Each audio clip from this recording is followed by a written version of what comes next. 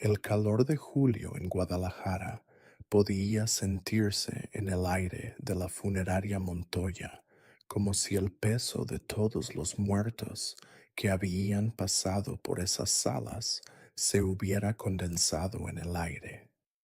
Las paredes color crema, que una vez fueron blancas e inmaculadas, pero ahora estaban manchadas por el paso del tiempo, absorbían la luz de los candelabros de bronce del techo alto. El olor a flores muertas, gladiolos, lirios, crisantemos, pero había algo más profundo, más agudo, algo mucho más inquietante.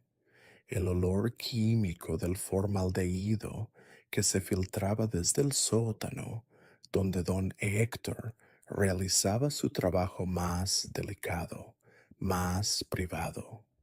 Gabriel Montoya tenía 11 años cuando aprendió lo que era el silencio. No era el silencio de las bibliotecas escolares, donde aprendía geometría y gramática, ni el silencio respetuoso de las iglesias vacías entre semana.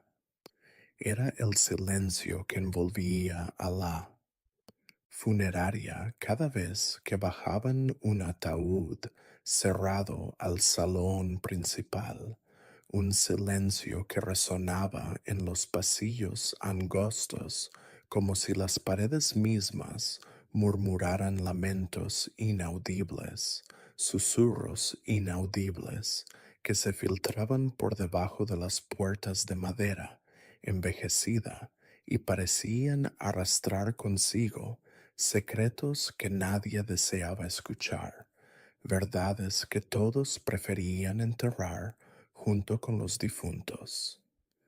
Gabriel, necesito tu ayuda con las flores para el velorio de esta noche. La voz de su padre, don G. Héctor Montoya, llegó desde el primer piso. El niño dejó su cuaderno de matemáticas en el escritorio de la pequeña oficina del segundo piso. Desde la ventana podía observar la avenida Chapultepec arbolada y el flujo incesante de automóviles.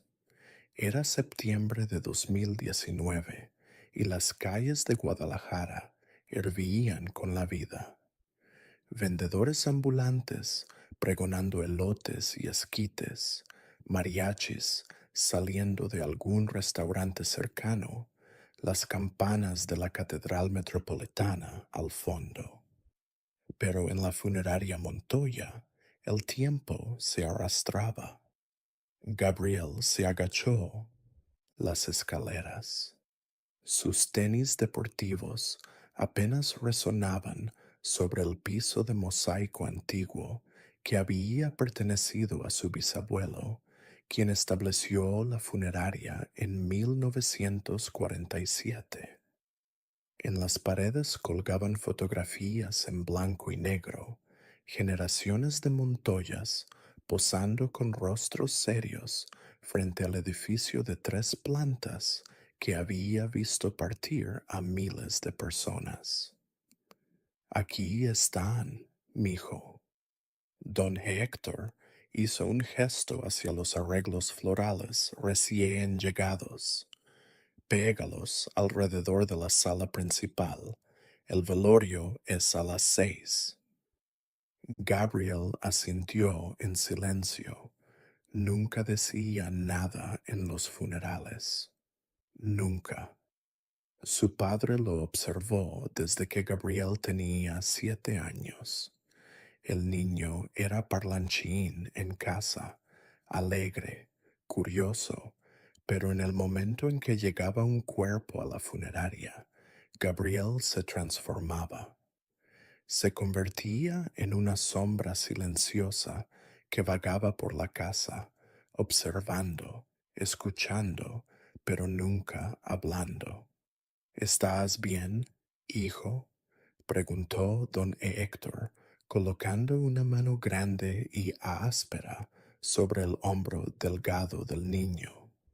Gabriel alzó la vista. Los ojos marrones de su padre estaban llenos de inquietud, pero había algo más allí también, una sombra que Gabriel había aprendido a reconocer. Miedo, su padre temía algo, pero nunca lo reconocería. Sí, papá, respondió Gabriel en voz baja. Estoy bien, mentí. Gabriel tomó el primer arreglo, una corona de crisantemos blancos y rosas rojas, y se dirigió a la sala principal. El ataúd allí cerrado y sellado. Era de caoba oscura, con tiradores de bronce. Resplandecían bajo la luz dorada de las arañas. Una foto del fallecido descansaba sobre la tapa. Un hombre de unos 40 años, pelo negro peinado hacia atrás, bigote ralo, sonrisa tirante. Ramiro Vázquez Solano, 1979. Gabriel dejó las flores y retrocedió. Algo en la imagen le inquietaba. Los ojos del hombre lo seguían, lo acusaban de algo que Gabriel no entendía. El niño negó con la cabeza y volvió a coger flores, intentando ignorar la sensación de que alguien lo observaba desde dentro del ataúd. A las 6 comenzaron a llegar los dolientes. Gabriel se retiró a su rincón de siempre, una esquina del salón a medias oculta tras una columna de cantera desde donde podía observar sin ser notado. Era su ritual. En cada velorio, en cada funeral, Gabriel era un observador silencioso del duelo. La viuda de Ramiro Vázquez entró primero. Era una mujer delgada, de unos 35 años, ataviada con un traje negro de aspecto nuevo. Su rostro estaba bien maquillado, pero Gabriel podía ver las bolsas bajo sus ojos. Sus manos temblorosas, aferradas a un rosario de cuentas negras. Señora Vázquez, mis condolencias. Don Héctor se acercó, su voz en el tono profesional que empleaba en los servicios. Gracias, don Héctor. La mujer apenas susurró. Todo fue tan rápido. Sí, ya lo sé, un accidente terrible. Gabriel contuvo la respiración. Accidente. Esa palabra se escuchaba mucho últimamente en la funeraria. Demasiado. Más gente llegó, amigos, familiares, compañeros de trabajo. Se alinearon frente al féretro cerrado, santiguándose, rezando, depositando flores. Gabriel los miró a todos. Rostros, gestos, lágrimas. Algunos lloraban de verdad, otros fingían. Pero había 3 hombres que no lloraban. Entraron juntos sobre las 7 de la tarde. Llevaban trajes oscuros, camisas sin corbata, zapatos de cuero italiano que resonaban con autoridad. Uno de ellos, el más alto, llevaba gafas de sol, aunque el sol ya se había puesto. Había puesto. Los 3 parecían exudarse poder, control, algo muy diferente del dolor contenido de los demás. Gabriel sintió que el aire se enfriaba cuando pasaron a su lado, como si arrastraran una corriente de maldad invisible. El hombre de los lentes oscuros se detuvo frente al féretro.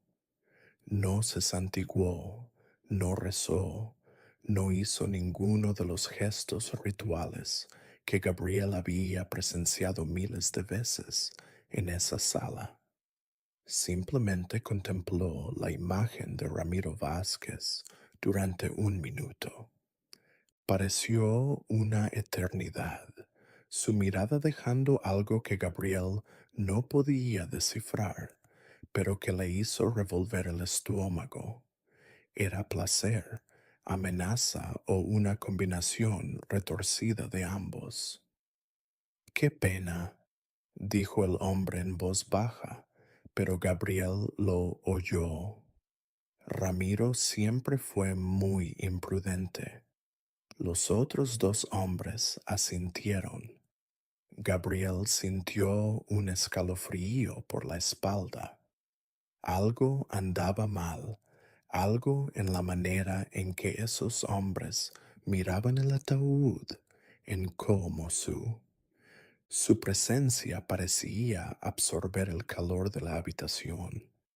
El niño cerró los puños, sus uñas clavándose en las palmas. La viuda de Ramiro también los vio. Su rostro se puso aún más pálido, si es que eso era posible. Se apartó del ataúd y se refugió al lado de unas mujeres que la abrazaban. Pero Gabriel observó que sus ojos no se apartaban de los tres hombres y había algo más que dolor en ellos. Había miedo. Los hombres no se quedaron atrás mucho tiempo después de presentar sus respetos, si es que se puede decir, que así podía llamarse a esa muestra gélida y controlada. Abandonaron la funeraria sin dirigir palabra a nadie más. Gabriel observó cómo se montaban en un Mercedes-Benz negro aparcado frente al edificio, con cristales tintados y matrículas ilegibles en la oscuridad. El velorio se extendió hasta la medianoche. Gabriel se quedó en su rincón, observando, memorizando cada movimiento. Era una costumbre que había adquirido sin saber por qué. Cada funeral lo desgarraba, una cicatriz más en su alma. Además, el resto del mosaico de dolor y secretos que estaba revelando un patrón inquietante. Cuando el último afligido se hubo ido, don Héctor cerró las puertas de la funeraria y suspiró. Gabriel emergió de su escondite y comenzó a recoger las flores marchitas, los vasos vacíos, los clinks arrugados que yacían esparcidos por la sala. Gabriel, su padre lo llamó. Ven aquí, necesito hablar contigo. El niño se acercó. Don Héctor se sentó en una de las sillas plegables y golpeó la silla a su lado. Gabriel se sentó, sintiendo el frío del metal a través de sus jeans. Hijo, ¿por qué nunca hablas en los funerales? Su padre le dijo con la voz cansada.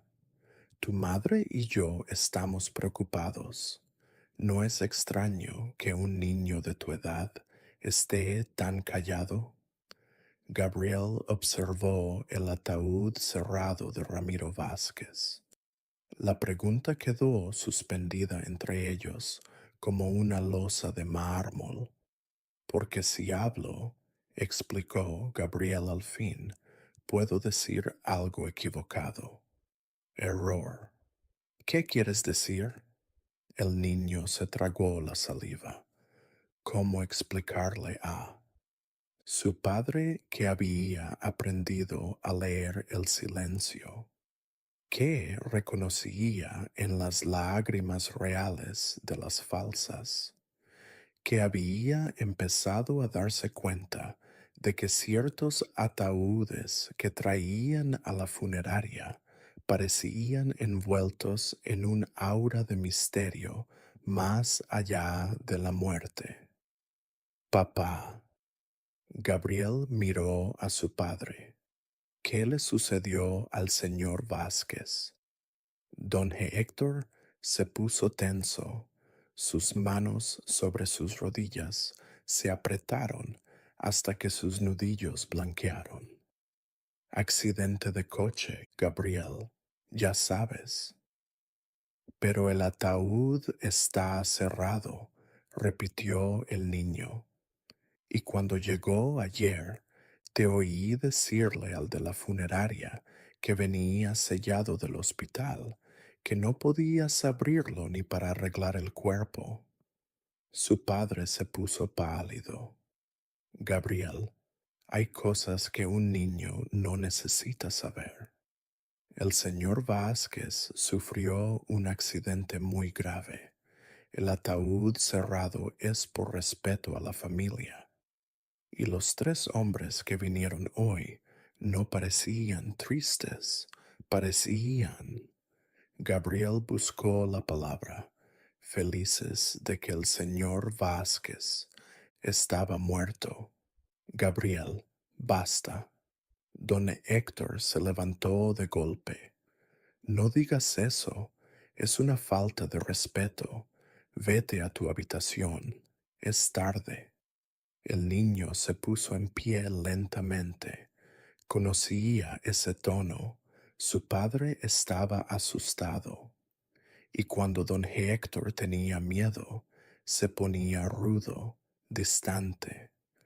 Gabriel trepó las escaleras al segundo piso, donde se encontraba su habitación, pero en vez de entrar, se detuvo en el pasillo.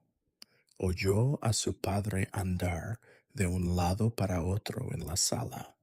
Oyó el ruido de una botella de tequila. 007 abriéndose, el líquido vertiéndose en un vaso.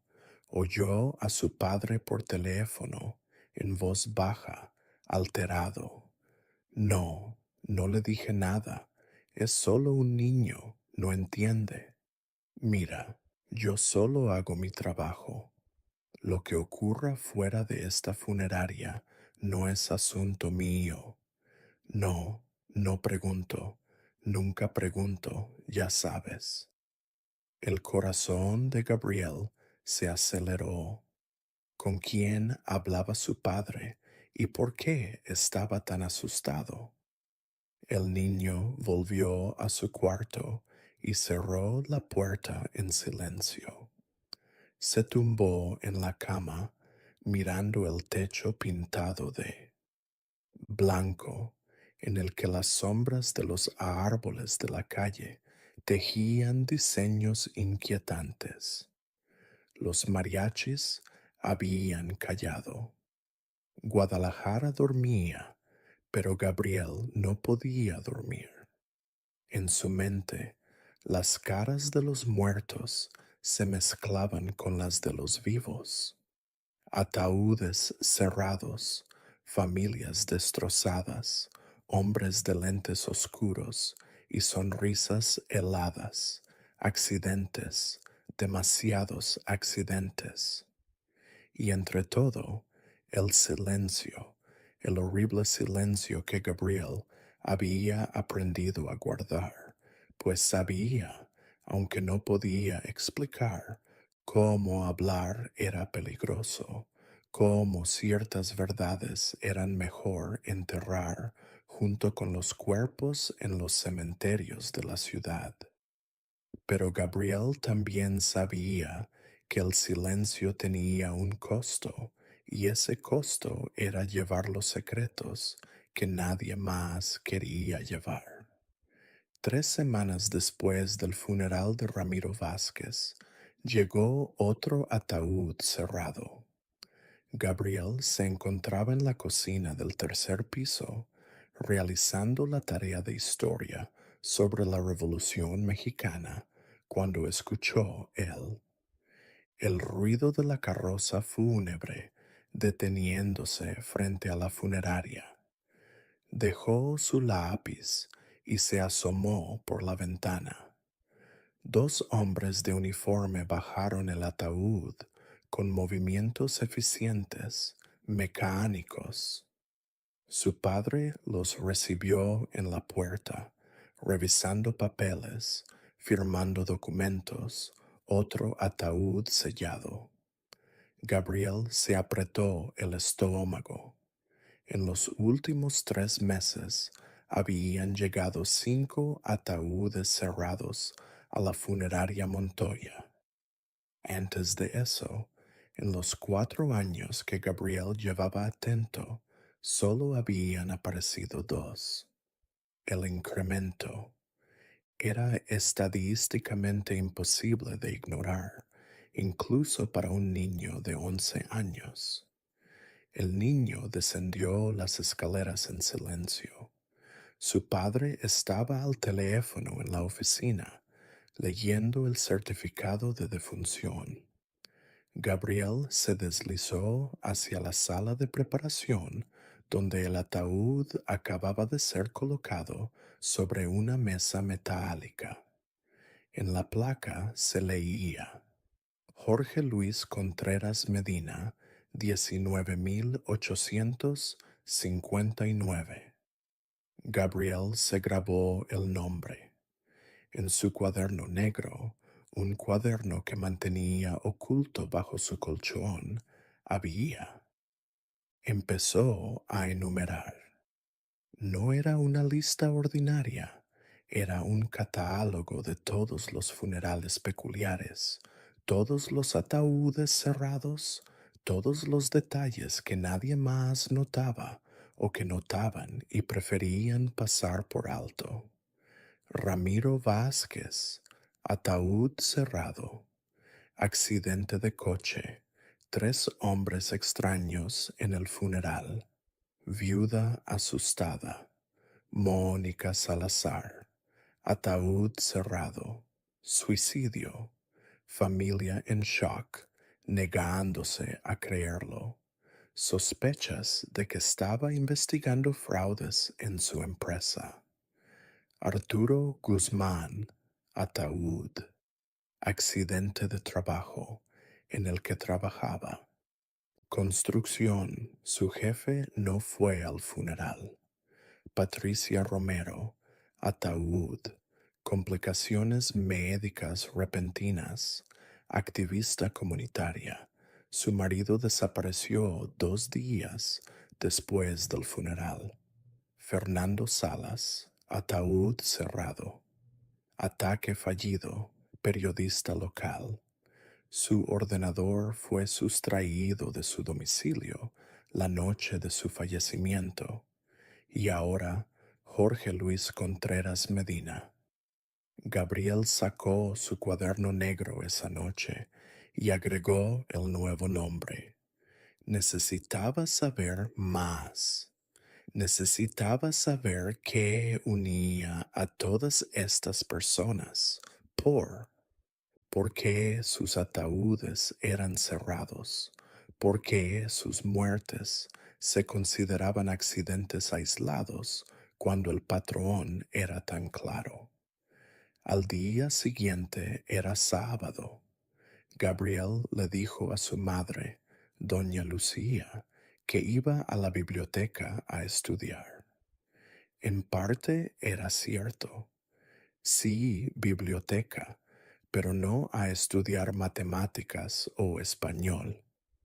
La Biblioteca Pública del Estado de Jalisco era un edificio imponente en el centro histórico de Guadalajara, con columnas neoclásicas y un interior fresco que protegía del calor sofocante de octubre. Gabriel fue directamente a la sala de hemeroteca, donde los periódicos locales se archivaban en microfilm y, más recientemente, en computadoras con archivos digitales.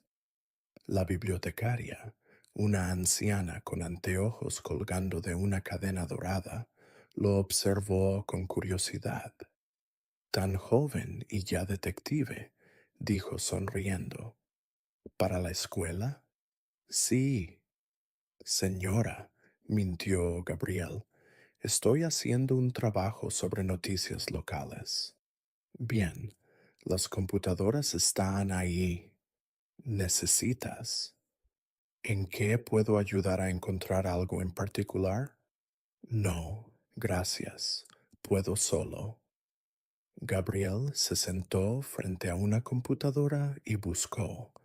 Anotó el primer nombre, Ramiro Vázquez Solano, Guadalajara 2019. Los resultados fueron inmediatos. Muere empresario local en aparatoso accidente sobre la carretera a Chapala. Gabriel se quedó mirando el artículo. Ramiro Vázquez era propietario de una cadena de ferreterías en Jalisco. El accidente fue a las 3 de la mañana. Su coche se salió de la carretera y se despeñó por un barranco. Muerte. De manera instantánea, de acuerdo con las autoridades. No había nadie mirando. No había cámaras allí. El niño arrugó la frente, siguió leyendo artículos. En uno de 2 semanas antes de su muerte, hizo un descubrimiento. Ramiro Vázquez había declarado ante la Fiscalía Estatal sobre anomalías en la licitación de contratos de obra. Decía coimas, desvío de fondos, amenazas. Gabriel se estremeció. Buscó el siguiente nombre. Mónica Salazar, Guadalajara, 2019. Contadora. Reconocida firma se quita la vida. Familiares exigen una investigación completa. Mónica Salazar había trabajado para una firma de consultoría financiera. Según el artículo, se había colgado en su casa, pero su familia decía que Mónica no parecía deprimida. Por el contrario, estaba ansiosa porque pronto haría revelaciones sobre corrupción en proyectos gubernamentales. El patrón se hacía evidente. Gabriel continuó con los demás nombres. Arturo Guzmán, el obrero de la construcción, había denunciado fallos de seguridad en su trabajo días antes de su accidente. La activista Patricia Romero había liderado manifestaciones en contra del desalojo forzoso de familias en un barrio popular que sería destruido para edificar un centro comercial. El periodista Fernando Salas había escrito una serie de artículos exponiendo la relación entre funcionarios públicos y empresas fantasma. Todos estaban muertos. Todos compartían algo. Se habían alzado en contra de la corrupción, la injusticia, el abuso de poder y todos habían sido callados. Gabriel se mareó, cerró sesión en la computadora y salió casi corriendo de la biblioteca. El sol del mediodía ardía sobre Guadalajara, pero el niño sentía frío, un frío que no era de afuera, sino de adentro, de darse cuenta de que su ciudad, su hermosa ciudad con sus plazas coloniales y su gente cálida, ocultaba una oscuridad que devoraba a cualquiera que osara desafiarla. Cuando llegó de nuevo a la funeraria, el velorio de Jorge Luis Contreras ya había comenzado. Gabriel se elevó a su habitación, dejó la mochila y descendió a su esquina de siempre en la sala principal. La familia de Jorge Luis era pequeña, una madre anciana que lloraba desconsoladamente, sostenida por dos mujeres que Gabriel supuso que eran sus hermanas, un puñado de amigos. Y para sorpresa de Gabriel, los mismos tres hombres de traje que habían estado en el funeral de Ramiro Vázquez. El hombre de los lentes oscuros estaba de vuelta. Esta vez Gabriel pudo observarlo. Tenía un hombre de unos 50 años, pelo gris peinado hacia atrás con gel, un anillo de oro grueso en la mano derecha con una piedra roja brillando bajo las luces de la funeraria. Los otros dos hombres flanqueaban como guardianes silenciosos. Gabriel vio cómo se acercaban al féretro. El hombre principal se inclinó, su voz demasiado baja para ser escuchada. Luego se volvió hacia la madre de Jorge Luis.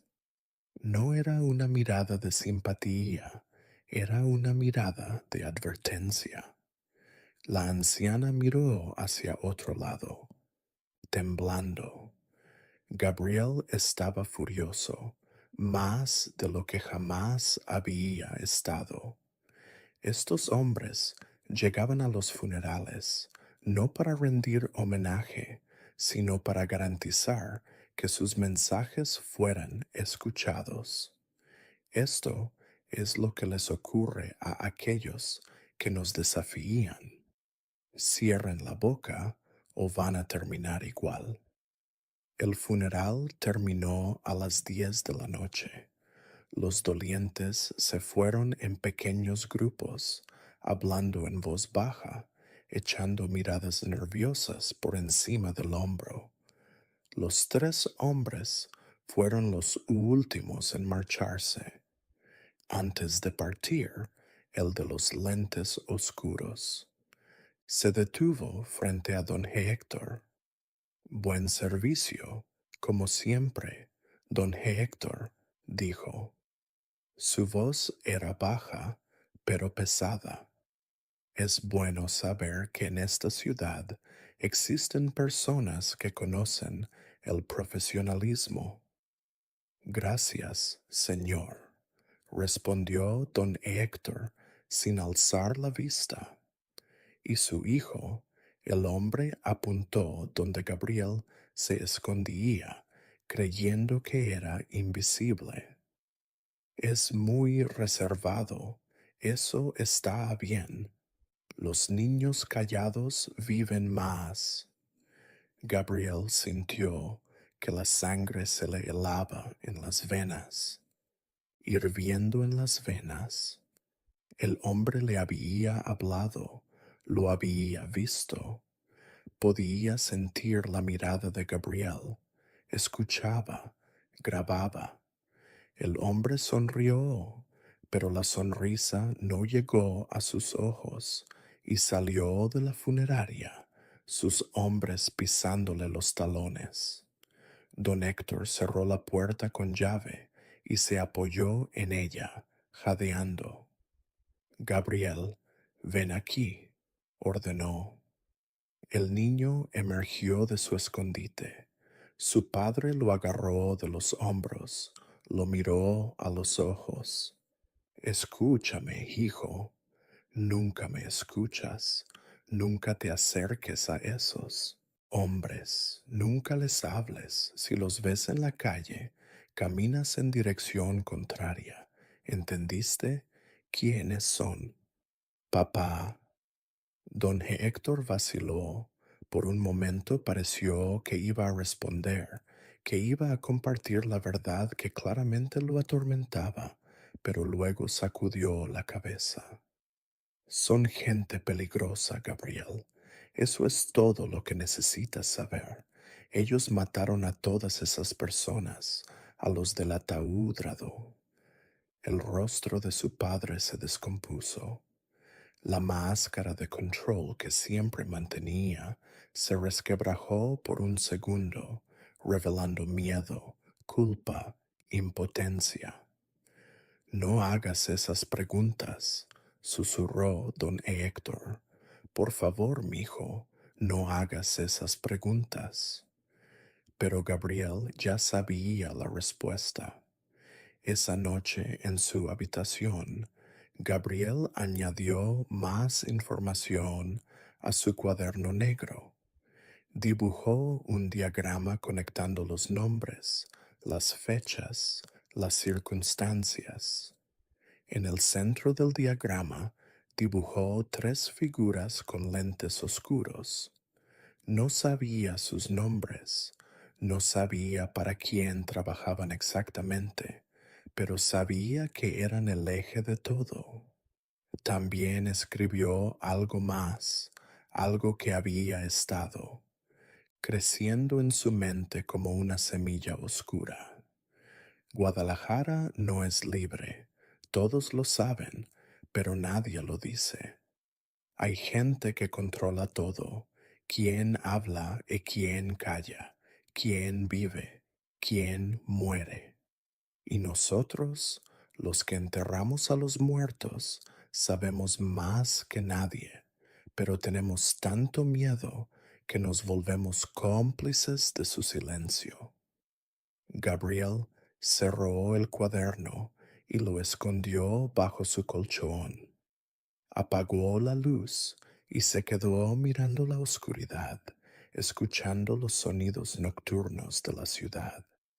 Sirenas a lo lejos, ladridos de perros, el murmullo constante del tráfico en la avenida y en algún lugar, en el sótano de la funeraria, 6 ataúdes cerrados esperaban ser enterrados, llevándose consigo las verdades que nadie se atrevía a pronunciar. Noviembre llegó a Guadalajara con sus primeros atismos de frío y la preparación para las celebraciones del Día de Muertos.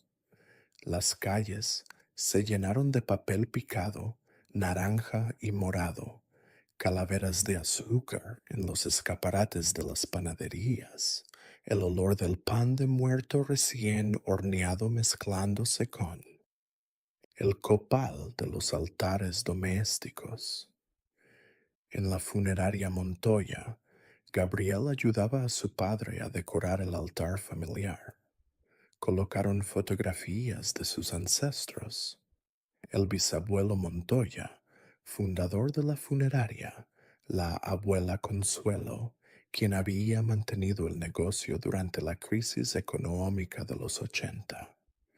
El tío Javier, quien murió joven en un accidente real, sin misterios ni conspiraciones.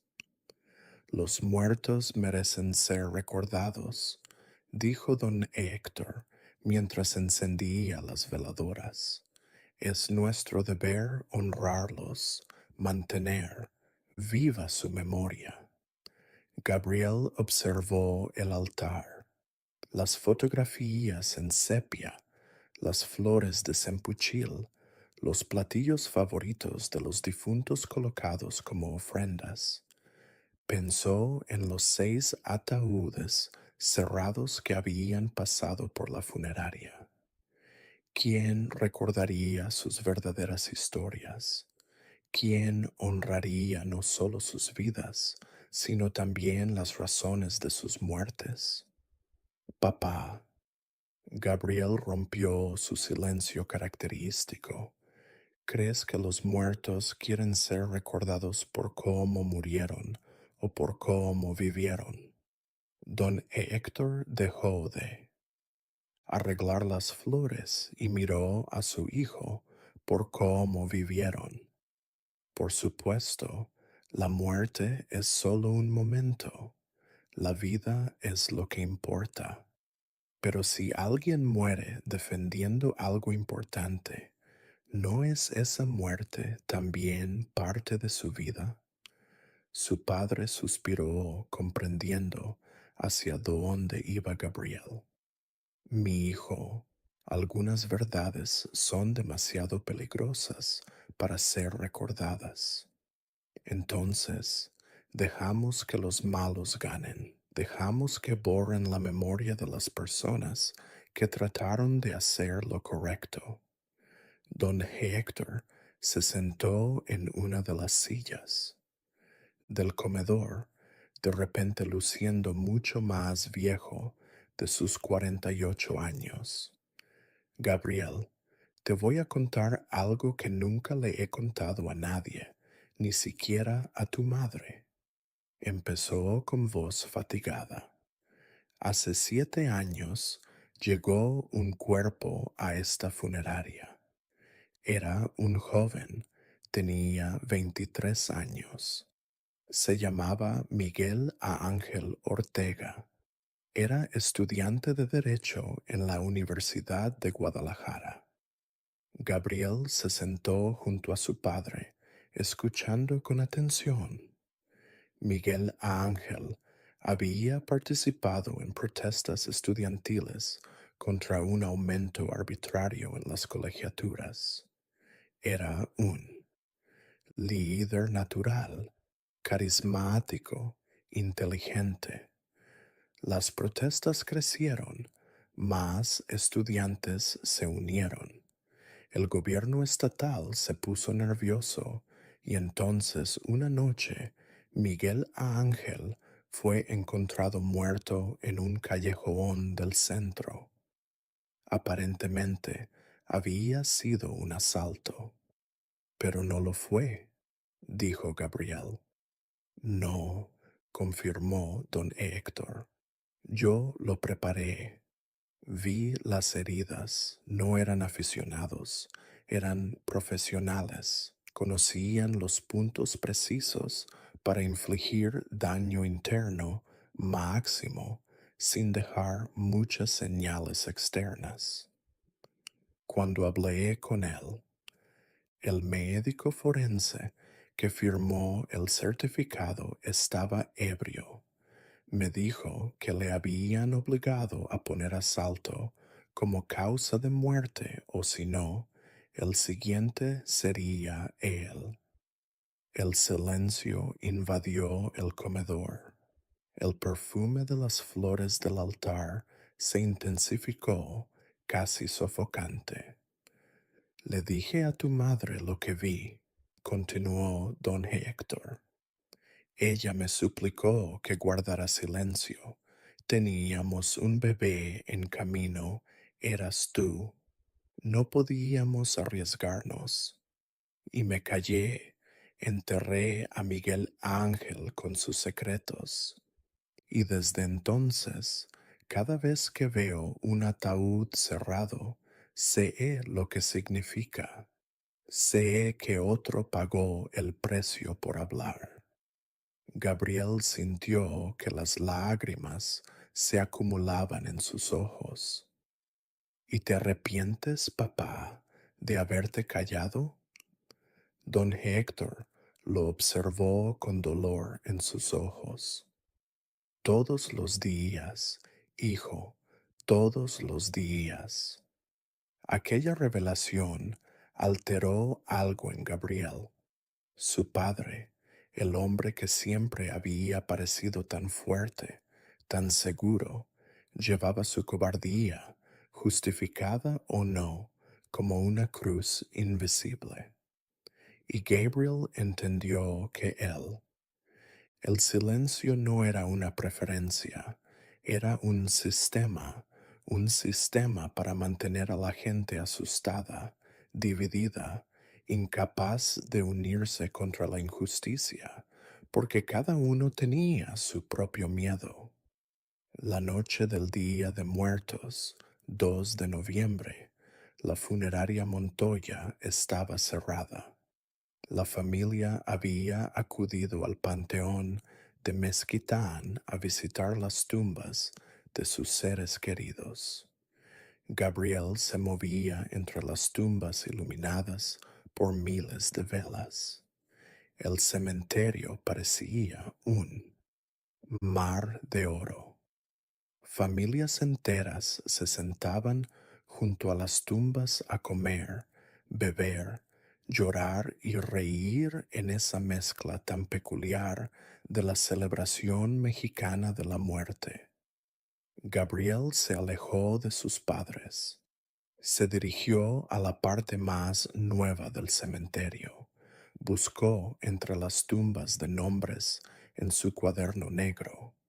Le llevó una hora, pero al fin las encontró todas. Ramiro Vázquez Solano. La tumba estaba limpia, cubierta de flores frescas, pero no había nadie. Mónica Salazar. Su tumba tenía una foto esmaltada de ella sonriendo. Alguien había dejado un osito de peluche. Arturo Guzmán, tumba simple, sin lujos. Una única vela parpadeaba en la oscuridad. Patricia Romero. En su tumba había una inscripción: Guerrera de la Justicia. Fernando Salas. La tumba estaba llena de fotos de otros periodistas que habían pasado por allí. Tu voz no será silenciada, Jorge Luis Contreras Medina. Su tumba era la más nueva. Las flores todavía estaban frescas. Su madre anciana estaba arrodillada a su lado, llorando en silencio. Gabriel se acercó. La mujer levantó la vista, sus ojos rojos e hinchados. ¿Vienes a rendir homenaje?, dijo con la voz rota. Sí, señora, respondió Gabriel. Mi familia tiene la funeraria donde fue el velorio de su hijo. La mujer asintió, secándose las lágrimas. Eres el niño callado de la esquina. Te vi mirando. Lo siento mucho por su pérdida. ¿Sabes qué es lo peor?, dijo la mujer, su voz temblando. Y lo peor es que todos lo saben, pero nadie dice nada. Mi hijo no murió en un ataque. A mi hijo lo mataron por estar organizando a los trabajadores de su fábrica para pedir mejores condiciones. Desafió al propietario, que tiene contactos con malas personas, y ahora está muerto.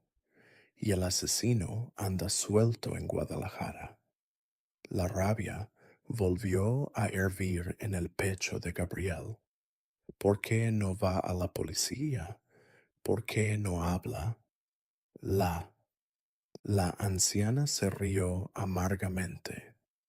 Niño, la policía es el problema. ¿A quién crees que llamo? Al jefe que cobra de los mismos delincuentes, al fiscal, primo del propietario de la fábrica. Este país no está hecho para alguien como yo. No sirve a los pobres, a los débiles, a los que solo quieren vivir con dignidad. Debe haber algo que podamos hacer, insistió Gabriel.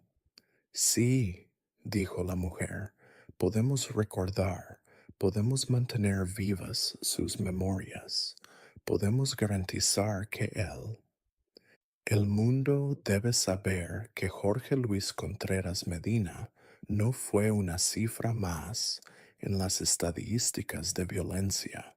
Era un hombre bueno que defendió lo justo y por eso lo mataron. Gabriel sacó su cuaderno negro. Por primera vez alguien más vería lo que había estado grabando. Su hijo no está solo, señora. Hay más, muchos más. Le enseñó el cuaderno. La anciana leyó los nombres, las relaciones, las anotaciones, sus manos temblaban al hojear las páginas. Dios mío, susurró, todos estos todos fueron asesinados. Sí, y creo que todos están relacionados. No sé cómo, pero hay un patrón. Existe una organización que elimina a cualquiera que cause problemas y utiliza a la policía, a los médicos forenses, a las autoridades para encubrir los delitos. La mujer cerró el cuaderno y se lo devolvió a Gabriel. Lo observó. Estás demasiado joven para saber esto. Es peligroso si saben que sabes demasiado. Ya sé, interrumpió Gabriel, pero alguien debe saberlo, alguien debe recordar. ¿Y qué vas a hacer con esa información? Eres un niño. Gabriel no respondió. Sí, era solo un niño. ¿Qué podía hacer contra una organización criminal que tenía comprados a todos los niveles del gobierno, contra hombres que matarían para proteger sus intereses? La anciana colocó una mano arrugada sobre el hombro de Gabriel. Hay una mujer, dijo en voz baja. Se llama Sofía Mendoza. Es periodista de investigación. Está desempleado porque ningún periódico quiere contratarlo. Se atreve a publicar sus artículos. Si alguien puede usar esta información, es ella, pero ten cuidado. Si la llamas, que nadie te siga. ¿Cómo la hallo? Tiene un blog, Voces en la Sombra. Cuelga pruebas de corrupción, desapariciones, asesinatos silenciados. Es peligroso, pero es la única voz libre en esta ciudad. Gabriel se grabó a fuego el nombre, Sofía Mendoza. Voces en la oscuridad. Cuando volvió a casa de sus padres, su madre se dio cuenta de que había estado llorando. ¿Estás bien, mijo? Preguntó doña Lucía, alarmada. Sí, mamá, solo pensaba en los muertos. Es una noche para recordarlos, pero también para celebrar que estamos vivos, dijo ella abrazándolo. No estés triste. Pero Gabriel no estaba triste, estaba decidido. Aquella noche buscó voces en la red desde su habitación. El blog surgió de inmediato. Los artículos eran cuidadosos, investigados, con fuentes verificables. Sofía Mendoza denunciaba corrupciones gubernamentales, desapariciones forzadas, nexos entre políticos y crimen organizado. Cada artículo cerraba con la misma frase: la verdad no se vende, el silencio se compra. Gabriel localizó una página de contacto. Tenía un correo encriptado y un número de teléfono con WhatsApp. El niño miró su cuaderno negro, miró la pantalla de la computadora y tomó una decisión que alteraría el curso de su vida. Escribió: Hola, Sofía, soy Gabriel. Tengo 11 años.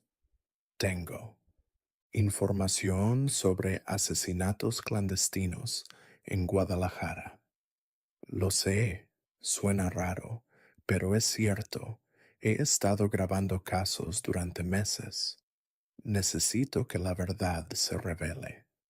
Contesta si puedes, por favor. El pueblo de Jalisco merece la verdad. Merecemos estar libres del miedo. Le dio a enviar antes de arrepentirse. El mensaje se leyó casi de inmediato. Los 3 puntos aparecieron, mostrando que Sofía estaba respondiendo. Gabriel esperó con el corazón latiendo tan fuerte que podía sentirlo en sus oídos. Finalmente, la respuesta llegó. Gabriel, tu mensaje es audaz, pero peligroso. Lo que estás haciendo puede costarte a ti y a tu familia.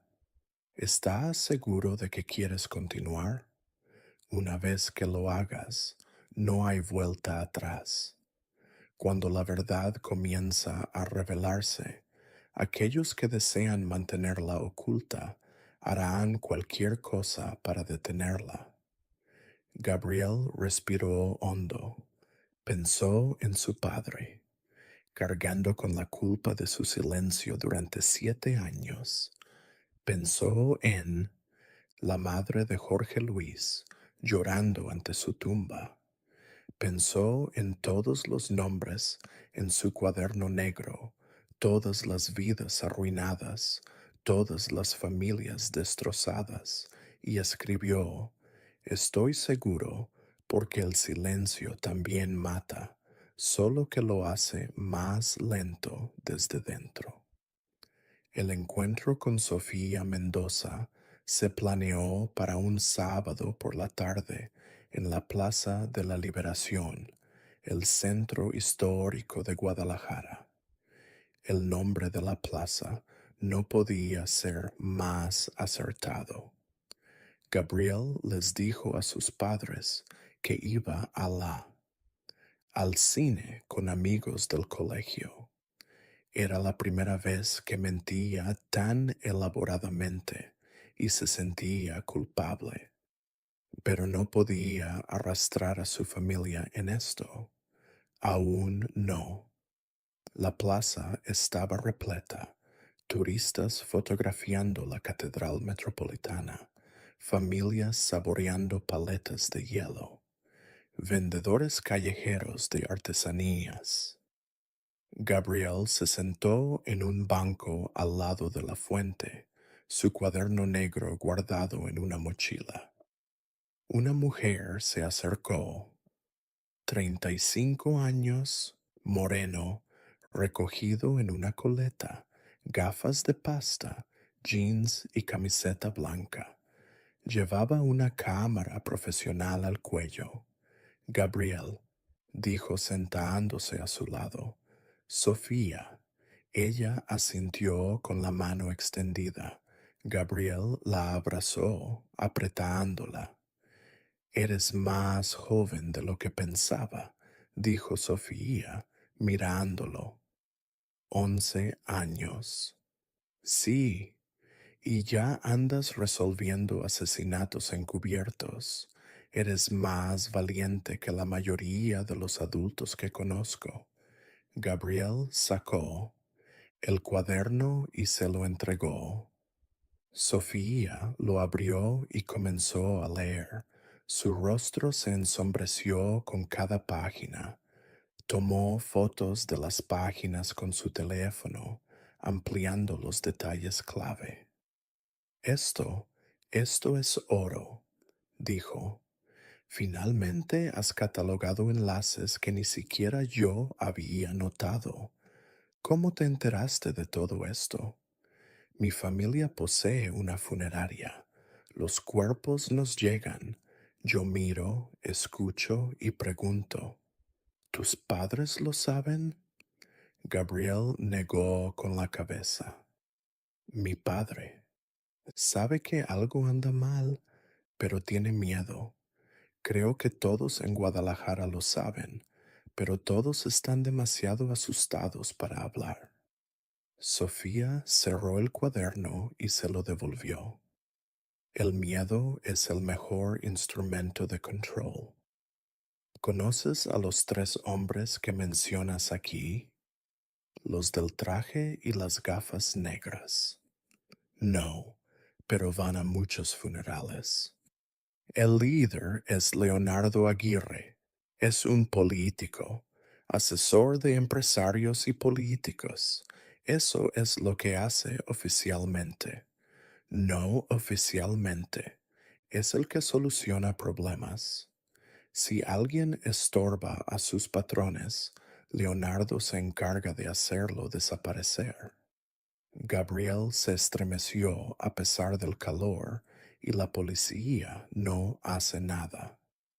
Algunos policías están en el bolsillo de Leonardo, otros tienen miedo, y los pocos que intentaron hacer algo terminaron muertos o destituidos con cargos falsos. Es un sistema que se reproduce. La corrupción se retroalimenta. Entonces, ¿qué hacemos? Sofía miró hacia la catedral, sus agujas góticas alzándose hacia el cielo azul. La única arma es la verdad. No podemos vencerlos con fuerza, no tenemos su poder político o económico, pero podemos revelar lo que hacen. Podemos garantizarle al pueblo de Jalisco quiénes son los que están pisoteando su libertad. Y cuando la gente sepa la verdad, el sistema se cae. ¿Lo vas a escribir? Sí, pero quiero más pruebas. Debo entrevistar a las familias de las víctimas. Necesito actas de defunción, certificados de defunción, cualquier cosa que demuestre que estas muertes no fueron accidentales. Yo puedo conseguir los certificados de defunción, dijo Gabriel. Están en los archivos de la funeraria. No, dijo Sofía con firmeza. Es demasiado peligroso. Si tu padre descubre que estás sustrayendo documentos clasificados, te meterás en problemas. Y si Leonardo se entera de que hay un niño reuniendo pruebas en su contra, no terminó la frase, pero Gabriel captó. Entonces, ¿qué hago? Manténla. Cabeza gacha. Sigue mirando, pero no hagas nada estúpido. Yo haré la investigación. Si necesito algo, te llamaré. ¿Entendemos? Gabriel asintió, aunque estaba frustrado. Quería hacer más, quería reaccionar, pero sabía que Sofía tenía razón. Era un niño, sus opciones eran escasas. Los siguientes 2 meses fueron tortura.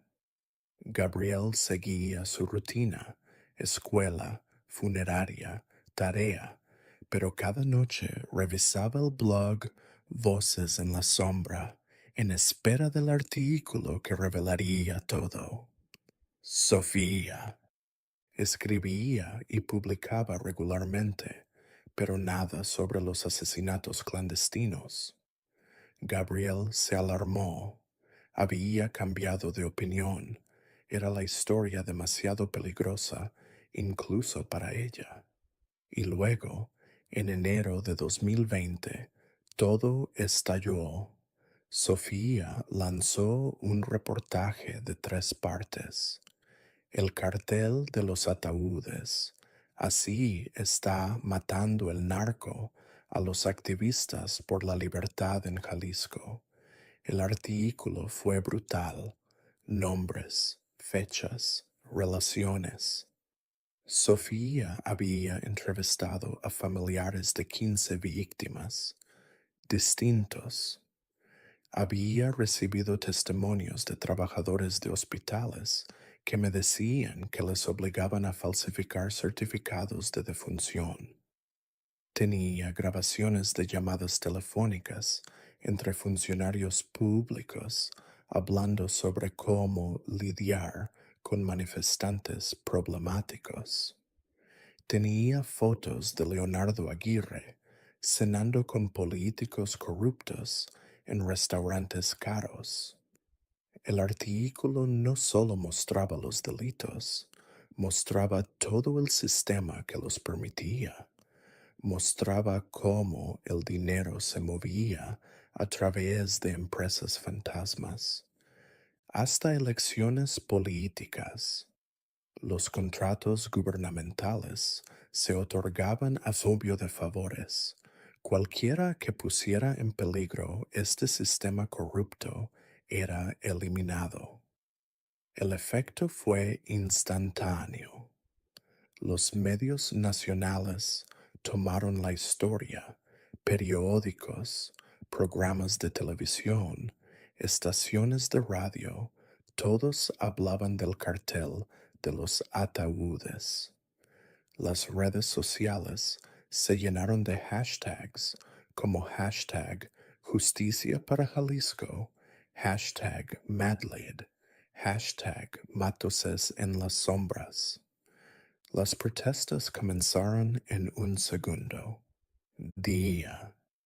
Miles de personas tomaron las calles de Guadalajara para exigir justicia, para exigir que los culpables fueran detenidos. Portaban pancartas con los nombres de las víctimas, fotografías de sus seres queridos, flores y velas. Gabriel observó las noticias desde su sala con su padre a su lado.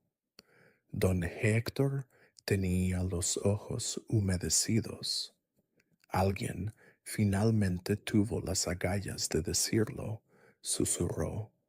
Papá, dijo Gabriel, yo ayudé en esa investigación. Don Héctor se giró rápidamente. ¿Qué? Yo le di información a Sofía Mendoza, toda la información de mi cuaderno.